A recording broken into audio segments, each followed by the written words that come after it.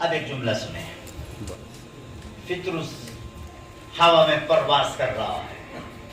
اب تاریخ کا مشہور جملہ مم مثلی مم مثلی مم مثلی، میرے جیسا کون ہے. یہی تو پہلے کہا تھا فطرس نے، میرے جیسا کوئی نہیں. بس اسی کہنے پہ تو اللہ نے بالوں پر چھین لیے تھے.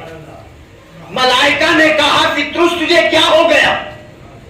یہی تو کہا تھا جس ایک کہنے ذرا سے تکبر کی وجہ سے تیرے بالوں پر چھن گئے. 500 سال عذاب میں مبتلا رہا. فطرس نے مسکرا کر کہا وہ تھا تکبر، یہ ہے فخر. تکبر اور ہوتا ہے، فخر اور ہوتا ہے. اور وہ مجھے عطا کیے تھے خدا نے. وہ مالک ہے. ملکیت لینے کا بھی حق ہوتا ہے مالک کو، دینے کا بھی حق ہوتا ہے. یہ ملکیت نہیں ہے، یہ حسین کا صدقہ ہے. اتنا فطرس بھی جانتا تھا کہ در اہل بیت پہ جو صدقہ دے دیا جاتا ہے واپس نہیں ملتا. ایک سلام پڑھے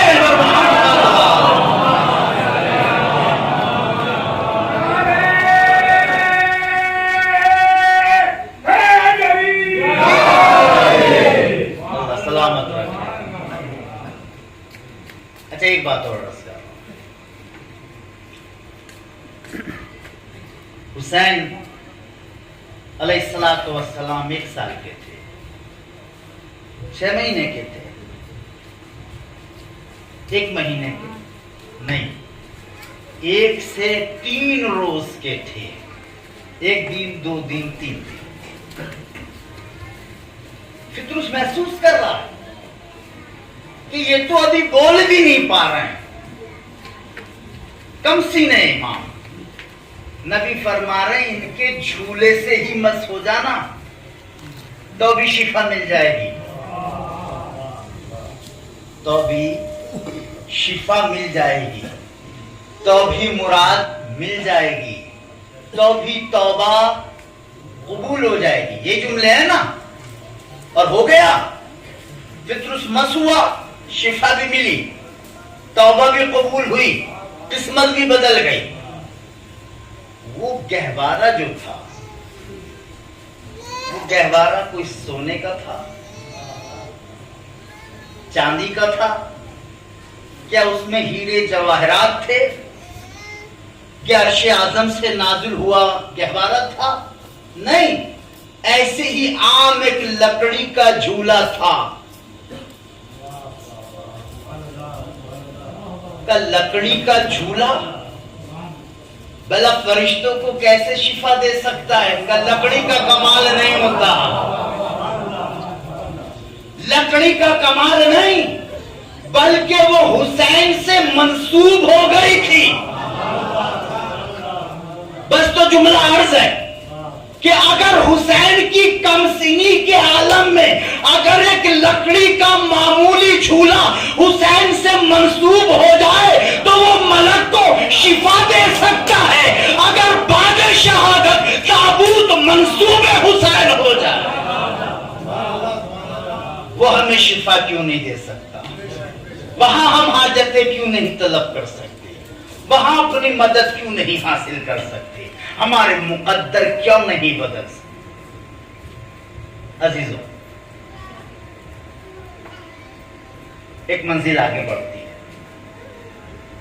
اب مجھے نہیں پتہ چل رہا ہے کہ وقت کتنا ہوا ہے. ایک صلوات پڑھے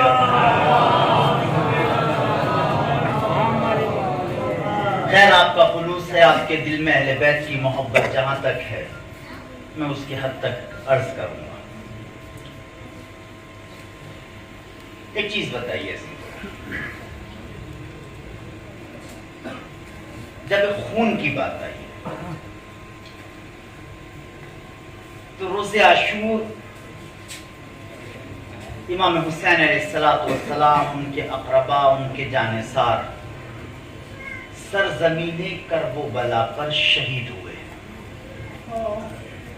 دیکھیں بتاتے رہیے گا مجھے. بالخصوص میرا خطاب نوجوانوں سے ہے. آج ہمارا فیوچر جو ہے، ہمارا مستقبل جو ہے، ہماری ویژنس جو ہے، ہمارا جوان طبقہ ہے. اگر نوجوان کو علم دین نہیں پتا، علم دنیا نہیں پتا، ہسٹری نہیں پتا، تاریخ اسلام سے وابستگی نہیں ہے، تو سمجھو ہم اپنے نوجوان نہیں، آنے والی نسل کو بہت پیچھے چھوڑتے جا رہے ہیں.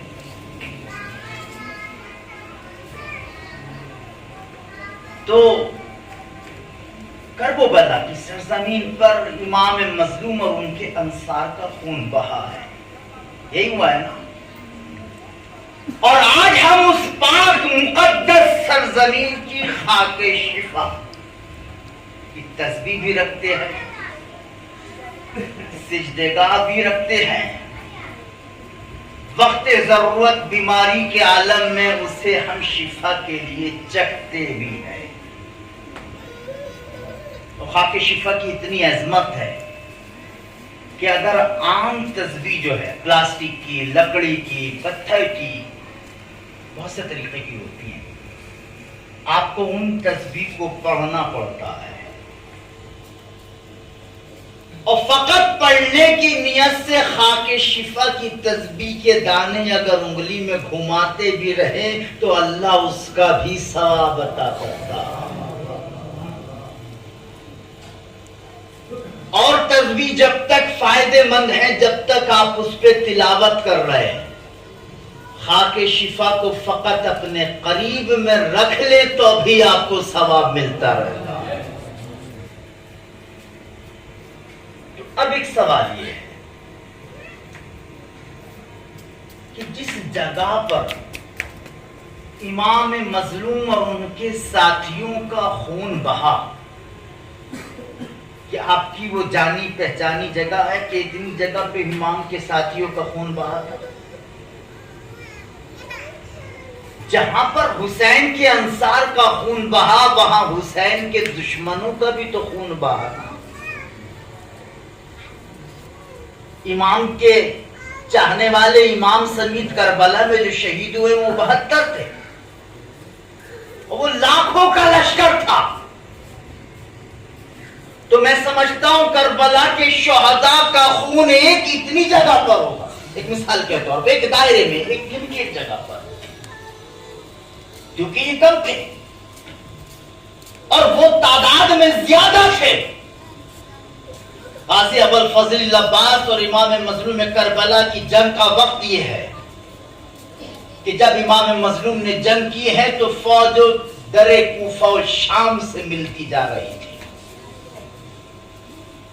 در و دیواریں کوفہ سے فوجیں مل رہی تھی. تو کہاں کہاں یہ خون کربلا میں ان کا بہا.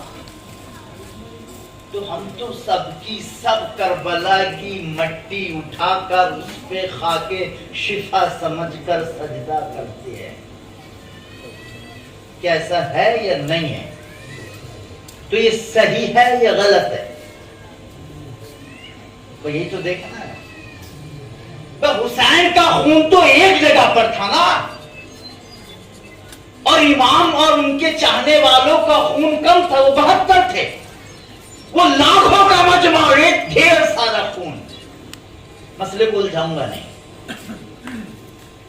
تو یہ ہے نجس خون، یہ ہے باطل خون، یہ ہے کافروں کا خون، یہ ہے قاتل حسین کا خون. اس میں قاتل اصغر کا بھی خون شامل ہے. زخم تو سب کے لگے ہیں، خون تو سب کا بہا ہے. تو پھر یہ خاک شفا کیسی ہے؟ اور یہ ہے خاک شفا. اب ایک چیز، نجس خون بھی اس میں ہے، پاک لہو بھی اس میں موجود ہے. مسئلہ حل ہو گیا. آپ نے کبھی دریا کو نجس ہوتے ہوئے دیکھا ہے؟ دریا نجس ہو گیا، آج سمندر نجس ہو گیا. مجھے بتائے سمندر میں کون سی نجاست کائنات کی نہیں پہنچتی ہے؟ ہزاروں لاکھوں نجاستیں پہنچنے کے بعد بھی سمندر پھر پاک کا پاک ہے، بلکہ جو اس میں نہا لے وہ بھی پاک ہو جاتا ہے. کیوں؟ کیونکہ نجاست کی طاقت کم ہے، سمندر کی طہارت کی طاقت زیادہ ہے. بس اسی طرح یہ وہ ہستی ہے جس کی طہارت کی ذمہ داری انما یرید اللہ لیذہبا کے ذریعے اللہ نے قرآن میں لی ہے. باقی قاتلوں کی نجاستوں کے خون کی نجاست کم، اہل بیت کے خون کی طہارت زیادہ. ایک سلامت پڑھے ادھر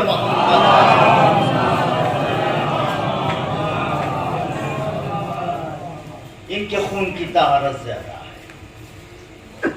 تو بس اپنے موضوع کے اوپر آ رہا ہوں. اور قرآن مجید ارشاد فرما رہا ہے ربنا لا تزغ قلوبنا بعد إذ هديتنا وَهَبْ لَنَا مِن لَّدُنكَ رَحْمَةً إِنَّكَ أَنتَ الْوَهَّابُ. اے ہمارے رب، اے ہمارے پروردگار، اے ہمارے کردگار، اے ہمارے پالنہار، اے ہمارے خالق، اے مالک، اے رازق، اسے تو نے ہمیں ایمان کا نور عطا کیا ہے. یہ نور ایمان ہے. آپ کے پاس ایمان ہے نا، یہ تو نور ہے. تو ایسا نہ ہو کہ یہ نور ایمان ہمارے دل سے نکل جائے اور ہم گمراہ ہو جائے. دیکھیے ایمان الگ چیز ہے، اسلام الگ چیز ہے. ان میں کچھ اسٹوڈنٹس ہیں جو M A, M S C, M com کر رہے ہو، B A, B S C, B com کر رہے ہیں. اب ان سے آپ پوچھیں کہ آپ نے 12th کلاس کیا ہے، کیسا لگتا ہے؟ جو M S C, M com, M A کر رہا ہے، B A, B S C, B com کر رہا ہے، تو لازمی بات ہے کہ اس نے 12 کا اسٹینڈرڈ پاس کیا ہے، تبھی وہ اس منزل تک ہوتا ہے. یہ اسلام کا درجہ ہے. سب سے پہلے درجہ اسلام آتا ہے، اس کے بعد درجہ ایمان آتا ہے. ایمان کی کسوٹی پر جو کھارا اترے اس کے بعد شیعہ کہلاتا ہے. ہر کس و ناکس شیعہ نہیں ہوتا. اس کے بننے کے لیے اپنی قربانیاں دینی پڑتی ہیں. امتحان کا وقت ہے. مولا میں آپ کا چاہنے والا ہوں. چاہنے والا ہے؟ ہاں مولا. امام کے لبوں کی مسکراہٹ آئی. ابھی تو میں تیرے اندر چاہنے والے، تیرے اندر شیعہ کے کوئی آثار محسوس ہی نہیں کر رہا ہوں. نہیں مولا میں تو آپ کا بہت بڑا چاہنے والا ہوں، بہت بڑا عاشق ہوں، بہت بڑا دیوانہ. اچھا یہ بات ہے. گھر میں تندور روشن ہے، تندور جل رہا ہے. امام نے فرمایا اگر تو ہمارا چاہنے والا ہے تو اس تندور میں داخل ہو جا. اب جو تھی نا بولتی بند ہو گئی. مولا میں تو چاہنے والا ہوں، آپ مجھے مارنے کی کوشش کرتا ہے. کوئی چاہنے والا ہو حکم امام کو نہ مانے، کیا یہ ہو سکتا ہے؟ اتنی دیر کے اندر ہارون مکی لکڑی کا بوجھ رکھے ہوئے سر کے اوپر آیا. امام کی خدمت میں سلام عرض کیا، السلام علیکہ یا ولی اللہ. امام نے سلام جواب عطا فرمایا اور ایک مرتبہ ارشاد فرمایا ہارون لکڑیاں رکھ دو. ہارون نے لکڑی کا بوجھ رکھ دیا. امام فرماتے ہارون یہ روشن جلتا ہوا لکڑیوں کا تندور دیکھ رہے ہو؟ کہا ہاں مولا میں تندور دیکھ رہا ہوں. امام فرماتے ہارون اس تندور میں داخل ہو جا. آپ دیکھ رہے ہیں دو ہستیاں ہیں، دونوں الگ الگ ہیں. بس ایک مرتبہ ہارون نے لبیک کہا اور جلتے ہوئے تندور میں بسم اللہ کہا اور قدم رکھ دیا. تندور کے اندر بیٹھ گئے، امام نے اوپر سے ڈھکن بند کر دیا. وہ جو چاہنے والا تھا نا، جو بہت بڑا عاشق تھا، اب وہ کہہ رہا ہے مولا، امام نے بات پہ گفتگو پہ غور ہی نہیں کیا. امام دوسری باتیں بتا رہے ہیں، وہ پھر اشارہ کر رہا ہے مولا وہ اس تندور کا کیا ہوا؟ امام نے غور ہی نہیں کیا. جب اس کی صبر کی ضبط ٹوٹ گئی، بندھن ٹوٹ گئے، ایک مرتبہ کہتا ہے یا علی ذرا اس شخص کو تو دیکھ لیجئے جو آپ پہ اعتقاد کر کے جلتے ہوئے تندور میں گھس گیا. امام فرماتے ہیں تو چاہتا ہے میں اسے دیکھوں، اس کا کیا عالم ہوگا؟ کہا ہاں امام وقت آپ دیکھیے، میں بہت مضطرب ہوں. امام نے اب جو تندور کا ڈھکن ہٹایا، جہاں لکڑیاں روشن تھی، لکڑیوں میں سے آگ نمودار ہو رہی تھی، اب جو دیکھا پھولوں کے مخمل کے اوپر ہارون مکی تلاوت قرآن کر رہا.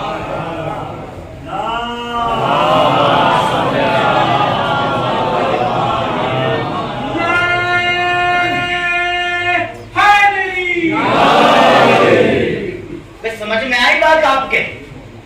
کہ جس کے دل میں ولایت علی کا عشق ہوتا ہے، نہ اسے دنیا کی آگ جلاتی ہے، نہ آخرت کی آگ جلا سکتی ہے.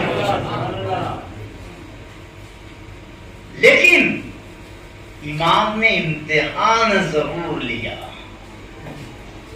اس کو جو سند ملی نا کہ واقعا تم ہمارے شیعہ ہو، جب ملی جب تندور میں داخل ہو گئے. آج کتنے ایسے شیعہ ہیں، یہ اپنے دل سے سوچ کر بستر کے اوپر محسوس کر لینا. پھر ہم اعلان کرتے ہیں لبیک یا حسین، اور ایک اعلان کرتے ہیں، آرزو رکھتے ہیں کاش ہم بھی کربلا میں امام کے ساتھ ہوتے، کاش ہم بھی ہوتے. ہم کیا کرتے ہیں؟ جذبہ تو ہمارا یہ کہتا ہے کہ ہم امام سے پہلے امام کے لیے قربان ہوتے، لیکن اعمال تو ایسے نہیں بتا رہے. امام بڑے ہیں یا خدا بڑا ہے؟ بتائیے جواب. خدا بڑا ہے. تو میں پوچھتا ہوں، امام مظلوم اور امام علی اور نبی کونین کا بھی خدا خدا رب العزت ہے نا؟ جس خدا کے آگے پانچوں وقت ہمارا سر نہ جھکتا ہو، اس حسین کے آگے سر قلم کیسے ہو سکتا؟ اس خدا تک پہنچنے کے لیے حسین تک تو پہنچو. کائنات میں ہر کوئی کہے کہ ہم علی والے ہیں، علی والے ہیں، علی والے ہیں، یہ کوئی بڑی بات نہیں ہے. وہ ایک مرتبہ کہہ دے یہ ہمارا ہے، یہ ہمارا ہے، یہ ہمارا ہے، ہماری دنیا میں بھی نجات ہے، آخرت میں بھی نجات ہے. تو اپنے کردار کو سنبھالیے. آج پراشو ماحول ہے. آخری بات،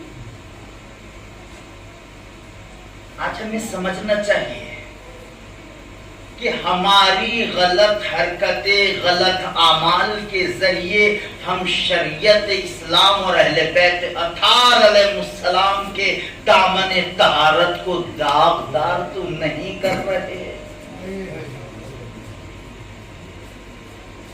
ہمارے اعمال سے ہمارے امام خوش ہیں یا نہیں، راضی ہیں یا نہیں؟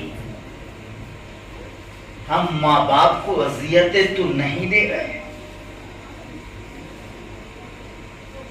ہم والدین کو 10-10 روپے کے لیے ترسا تو نہیں رہے،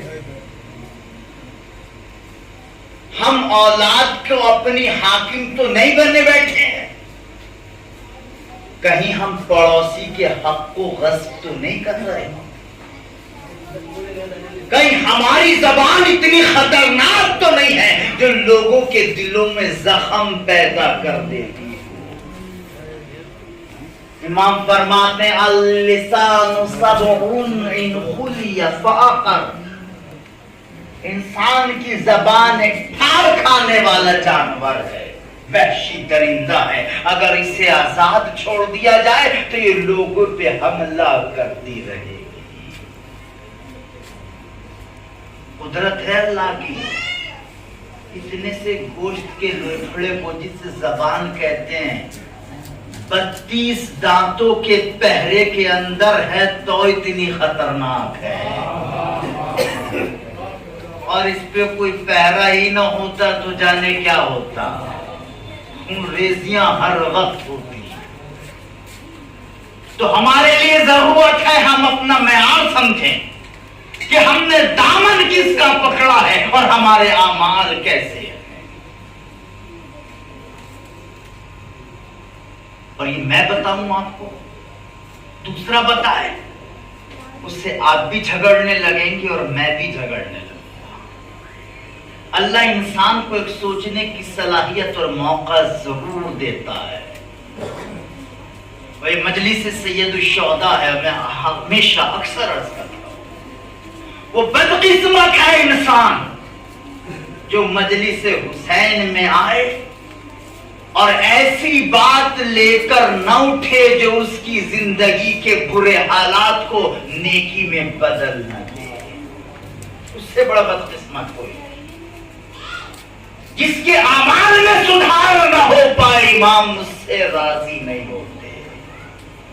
اتنی مجلسیں کرنا، ماتم کرنا، جلوس نکالنا، سجدوں پہ سجدے کرنا، نمازیں پڑھنا، اگر آپ کے ہمارے اعمال میں سدھار نہیں ہے تو نہ ہمارا رب ہم سے راضی ہے، نہ امام راضی ہے، نہ سیدہ راضی ہے، نہ امام غائب ہم سے راضی ہے۔ اور آپ کے دل سے، انسان کے دل سے بڑا جج منصف کوئی نہیں ہوتا۔ اپنے بستر پر جب سونے کے لیے لیٹے، دو پل آرام لینے کے بعد ذرا غور کرنا اپنی نفس کے اوپر کہ آج ہمارا امام وقت ظاہر ہو جائے تو کیا ہم اپنے اعمال کے ان گنہگاروں کے حالات کے اندر اپنے آپ کو خدمت امام میں پیش کر سکیں گے؟ کیا یہ وہی امام ہے جس کے ہم چاہنے والے ہیں، جس نے تیروں کی بوچھار کے اندر سجدہ شکر کیا ہے؟ کہ ہم اسی امام کے عاشق اور شیعہ ہیں جس نے مسجد کوفہ میں اپنی پیشانی کو سجدے کے اندر قربان کر دیا؟ کیا ہم اسی شہزادی زینب کے پرسدار ہیں جس کی کمر جھک گئی، بال سفید ہو گئے لیکن نماز شب قضا نہیں ہوئی؟ کہاں ہم جیسے گنہگار اور کہاں وہ معصوم ہستیاں؟ آج بھی در توبہ کھلا ہوا ہے۔ اس دربار سے بڑا کائنات میں کوئی سخی دربار نہیں۔ جو شخصیت ایک ذرا سی شرمندگی اور سچی توبہ کے بعد حر کو حضرت حر بنا سکتی ہے، وہ آپ کو ہمیں ضرور بخش سکتی ہے۔ لیکن سچی نیت، سچا اعتقاد اور یقین کامل کی ضرورت ہے، تب ہم ایک سچے مسلمان ہیں، سچے مومن ہیں، سچے شیعہ ہیں، سچے عزادار ہیں۔ جب ہمارے والدین کی اطاعت ہو رہی ہو، جب ہمارے بچوں کی سرپرستی صحیح ہو رہی ہو، جب ہم اسلام کے احکام پر عمل کر رہے ہوں، جب ہم بہنوں اور بیٹیوں کے پردے کا اہتمام کر رہے ہوں، جب ہم خواتین کے اوپر نظر رحمت کر رہے ہوں، جب ہم بزرگوں کا سہارا بن رہے ہوں، جب عزاداری میں اپنے آپ کی قربانیاں پیش کر رہے ہوں، جب ہم اللہ کے گھر کو سجانے کے لیے اپنے مال و جان کی قربانیاں پیش کر رہے ہوں، جب مومن کا حق مومن غصب نہ کر رہا ہو، ایک مومن سے دوسرے مومن کو شکایت نہ ہو، ایک کی وجہ سے دوسرے کے دل میں غیبت و حسد و عیب جوئی نہ ہو، تب سمجھنا ہم اس لائق ہیں کہ اپنے آپ کو شیعہ کہہ سکتے ہیں۔ اگر یہ کوالٹی نہیں ہے، یہ ریئلٹی نہیں ہے تو ہم عزادار کہلانے کے حقدار نہیں ہیں. عزادار تو دور کی بات ہے، ایک سچا مسلمان بھی نہیں ہم. اور امام نے فرمایا شیعتی کون لنا زینا ولا تکون علینا شیئا. اے ہمارے شیعوں تم ہمارے لیے عزت کا سبب بننا، ذلت کا باعث مت بننا. تمہارے اعمال دیکھنے کے بعد یہ بتانا نہ پڑے کہ یہ اہل بیت کا شیعہ ہے، اہل بیت کا چاہنے والا.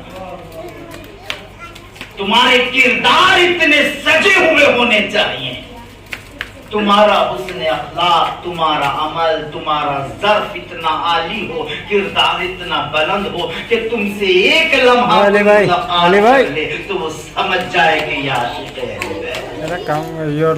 کمال بھائی ایسا کردار، ایسا عمل، ایسا اخلاق، ایسی زبان، ایسے دماغ کے فطور اور ایسی زبان نہ بنانا کہ جس سے ایک بار ملو اور مر جاؤ تو وہ ہمیشہ لعنت کرتا رہے کہ اچھا ہوا مردود مر گیا.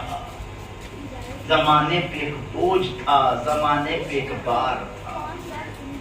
اپنے آپ کو پتھروں کی طرح بھاری مت بناؤ، پھول کی طرح نازک اور خوشبودار اور ہلکا بناؤ تاکہ ہر ایک مقام پر سج سکو.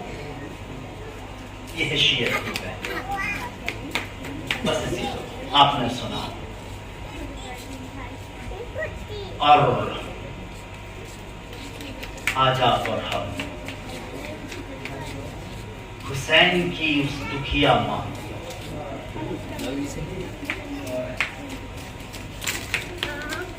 ایسی عظیم ہستیوں کا پرسہ دینے آئے.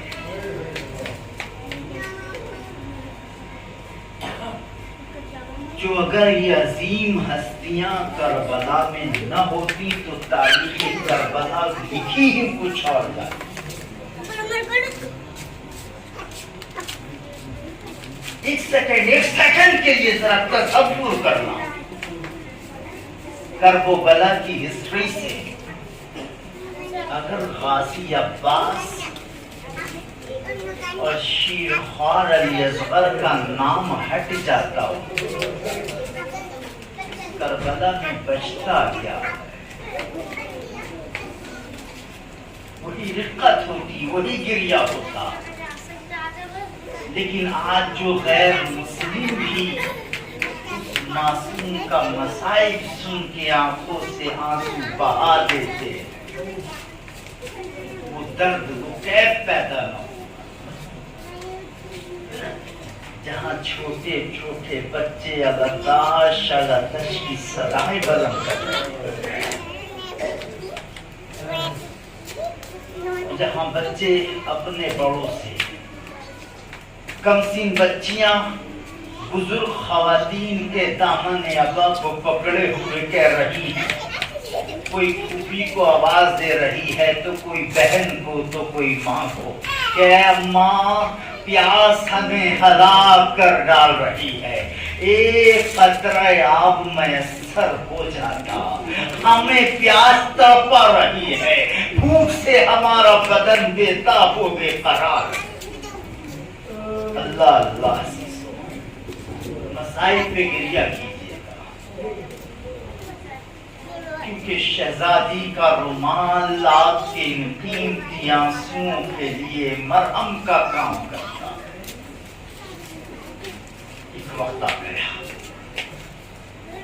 جب انصار شہید ہو چکے، اقربا شہید ہو چکے، تو غازی ابوالفضل العباس جو ایک زینب کی ڈھارس تھے، جو حسین کے لیے ایک سپر تھے، جو ایک بازو تھے، جو فوج اشقیاء میں ایک شیر ببر کا کام کر رہا تھا، جس کا نام ہی قیامت تھا،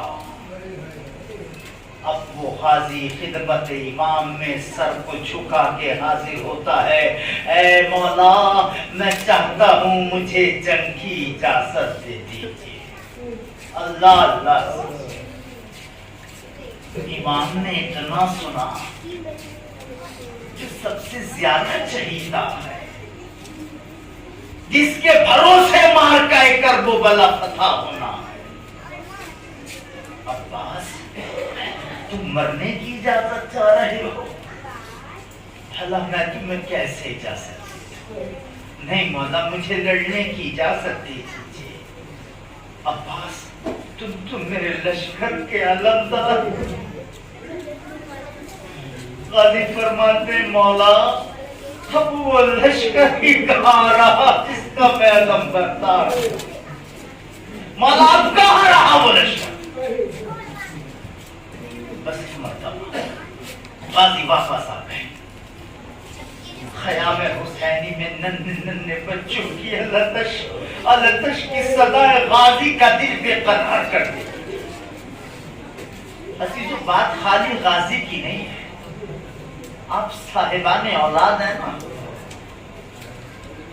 جہاں دھوپ کی شدت میں آپ کے چھوٹے چھوٹے بچے مسافرت کے عالم میں ہوں اور پانی سے آپ کے جاولب ہوں اور آپ کے بچے بھی پیاسے ہوں, اور جب باپ یا بھائی یا چچا یا بزرگ اپنے چھوٹے بچے کو ایک گلاس پانی نہیں دے سکتا ہوتا ہے, اس کے دل پر کیا قیامت گزرتی ہے. ذرا کرب و بلا کی سرزمین پہ دیکھیے جہاں 4 سال کی معصومہ ہے التش کی صدائیں بلند کر رہی ہے, جہاں چھوٹے چھوٹے بچے الجو کی صدائیں بلند کر رہے ہیں, اور ایک قطرہ آب نہیں جو اصغر بشیر کے سوکھے ہونٹوں پہ مس کر دیا. ہائے عباس کے دل پہ کیا گزر رہی ہے. ایک مرتبہ غازی خیمے سے واپس آتے ہیں, پھر خیمے حسینی میں داخل ہو, پھر خیمے میں ایک مرتبہ جاتے ہیں. جناب سکینہ سے فرماتے ہیں شہزادی تھوڑی سی زحمت دینی ہے. چچا جان بتائیے کیا حکم ہے؟ شہزادی اتنا چاہتا ہوں کہ میرے سفارش اپنے بابا حسین سے کر دیجیے, سفارش کر دیجیے بابا حسین سے. اللہ اللہ. اے چچا جان آپ کیا کہنا چاہتے ہیں؟ شہزادی اپنے ہاتھ سے ایک خالی مشکیزہ لے کر چلیے اور بابا سے کہیے کہ بابا ہم بہت پیاسے ہیں, اتنی اجازت دے دیجئے ہمارا چچا براب تک جائے اور ہمارے لیے پانی لے آئے. بس جناب سکینہ تیار ہو گئی. جناب ابوالفضل العباس خدمت امام میں چلے. عزادارو پرسا دیجئے گا. ایک مرتبہ امام نے شہزادی سکینہ کو آتے ہوئے دیکھا, سوکھا ہوا مشکیزہ دیکھا. امام سمجھ گئے, سکینہ کو سینے سے لگایا. اے میری لاڈلی آج تو سفارش کے لیے آئی ہے. ارے جب بہت یاد کرے گی, جب خیمے لٹ جائیں گے, بازوؤں میں رسن بنے گی, دامن میں آگ لگا دی جائے گی.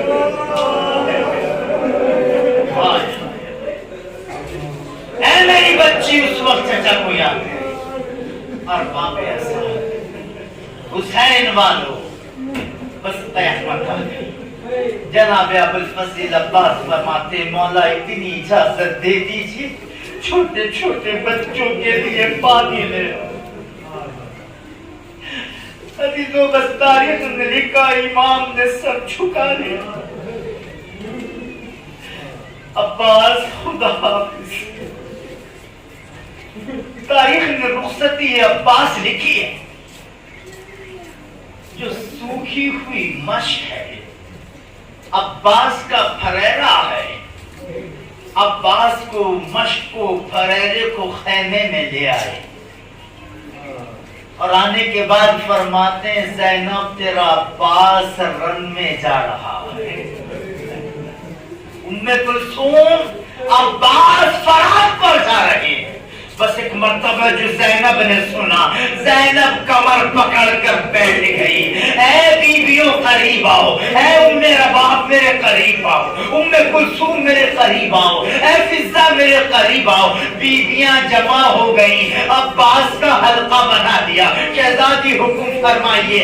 بیویوں ارے آج زینب شرمندہ ہے، بیویوں ارے میں نے تمہارے پردے کی ضمانت لی تھی، ارے میں جانتی تھی ارے جس کا عباس جیسا بھائی ہو اس کے پردے پہ کیسے آ جا سکتی ہے۔ ہائے ہائے آج میرا غازی جا رہا ہے، بیویوں اب مجھے یقین ہو گیا، ارے اب جو عباس جائے گا واپس لوٹ کر نہیں آئے۔ اللہ اللہ، عباس رخصت ہو رہے، مشق سکینہ کو سوکھی ہوئی مشق کو پھریرے میں باندھ لیا۔ ایک مرتبہ عباس علم کو لے کر نکل رہے، علم عباس سے جڑا ہوا ہے، عباس علم سے جڑے ہوئے، جس طرح مشق علم سے جڑی ہوئی ہے اور علم مشق سے جڑا ہوا ہے۔ چچا بھتیجی کی قیامت تک کے لیے نسبت غائب ہو گئی۔ بس عزیزو، ایک مرتبہ امام نے عباس کو رخصت کیا، علم کو پھریرے کو نیچے جھکایا، ایک مرتبہ دستے اجاز امامت سے لکھے ہوئے پھریرے پر ہاتھ پھیرا، انگشت شہادت بلند کی، کچھ لکھنا شروع کیا۔ زینب بے قرار ہو گئی، اے ماں جائے، ارے یہ کیا لکھا تھا جو مٹا دیا، اب آپ کیا لکھ رہے ہیں؟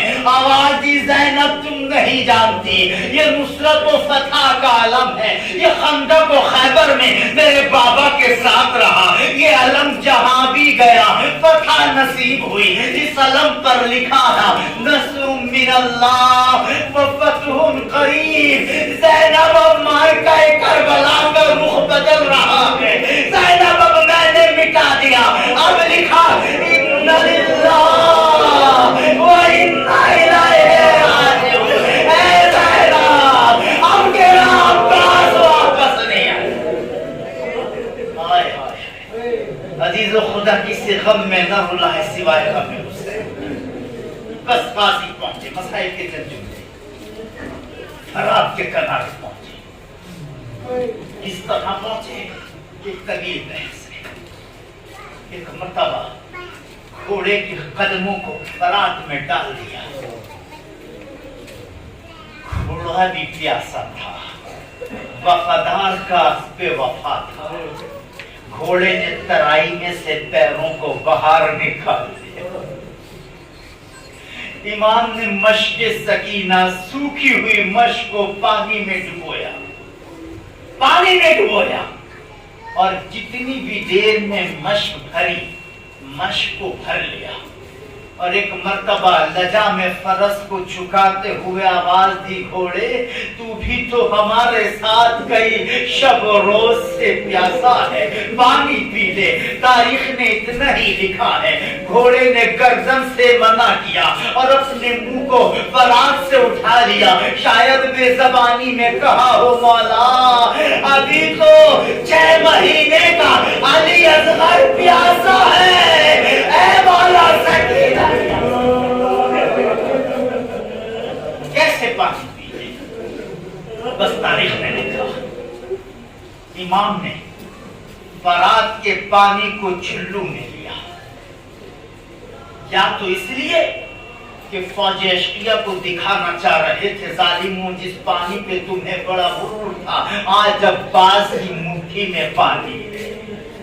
تاریخ نے اتنا لکھا ہے کہ شاید عباس کو اس پانی میں چہرہ سکینہ نظر آ گیا، لیکن میں نہیں سمجھتا کہ عباس نے پانی کو چلو میں پینے کی غرض سے اٹھایا ہو۔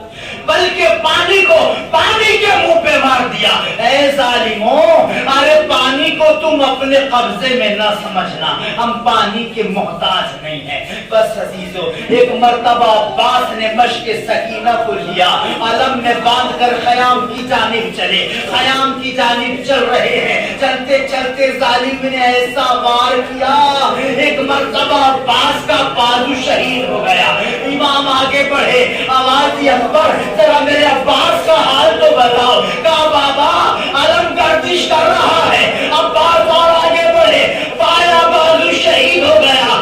عباس کے علم کو بتاؤ اب کیا ہوا؟ اکبر نے جواب دیا، بابا علم گردش کر رہا ہے، ایک ظالم نے حملہ کیا، مشق سکینہ بہ گئی، اب جو پانی بہا عباس کے سر پہ گرز عباس کے سر پہ گرز لگا۔ بس عزیزوں، تاریخ نے لکھا ہے ابھی آپ عباس کا، امام کا، غازی کا تابوت برآمد کریں گے، پرچم عباس اٹھائیں گے، گہوارہ عباس اٹھائیں گے، اور تب تک مجھے مسائل پڑھنے کا حکم ہے۔